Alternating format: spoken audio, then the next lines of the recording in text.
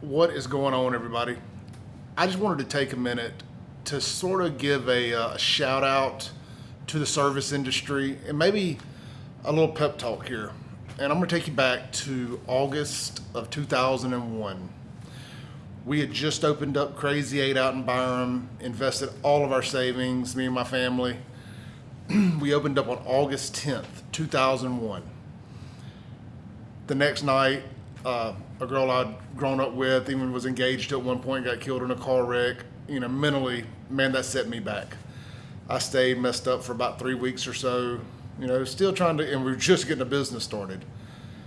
Well, fast forward a month, we had just had a big Monday night football game party. I think it was the Giants and the Broncos that played. Never forget that. And the next morning, somebody woke me up and they're like, hey, America's under attack. So I wake up Tuesday, September 11th, 2001. Almost 1 month to the day of when we had opened the club, just in time to watch the second plane hit the tower. And at that point, you knew that we were under attack. And our lives changed forever that day. So I can't remember the exact details, if there was a shutdown order or if we just out of respect closed that weekend immediately after 9/11. And, basically just thought to ourselves, man, this is it. Who's going to go out? Who wants to go out and have a good time while that many people have passed and all the tragedy that was going on in New York and Pennsylvania and Washington, D.C. So fast forward, we kind of pull our bootstraps up and decide that, hey, we got to do this. Some of the shock had worn off. All right, sorry about that. I had to pause the video there for a second. As I was saying, some of the shock had kind of worn off, and we were able to make a clear and conscious decision about what we needed to attempt to do to move forward. So this is before social media. All that was around at this time was AOL chat rooms. That really wasn't a prime place for promoting anything.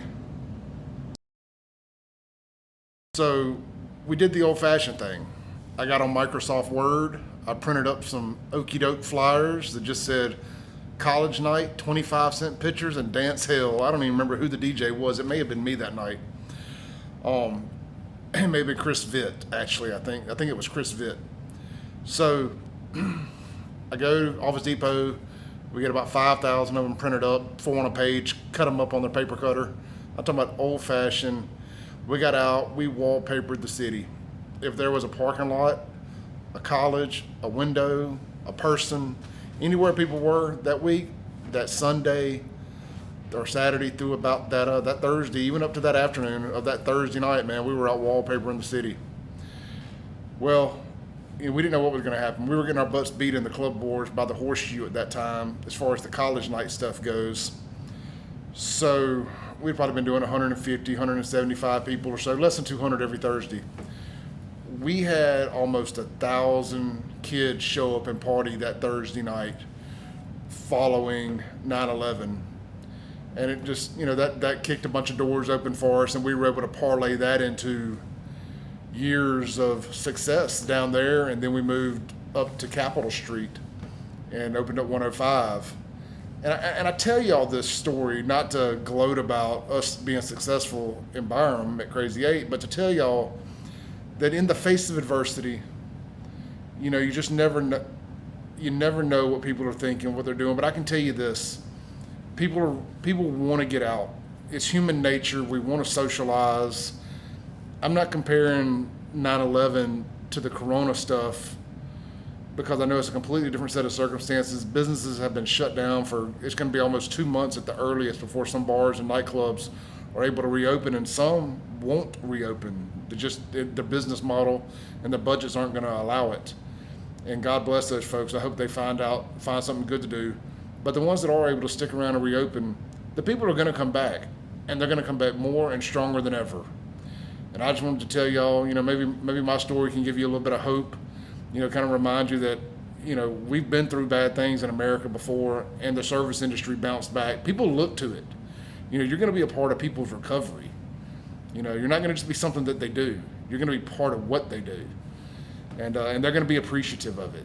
So, Get ready, stay out in front of your customers, use your social media to your advantage, post pictures of party crowds or food or whatever it is you do at your establishment.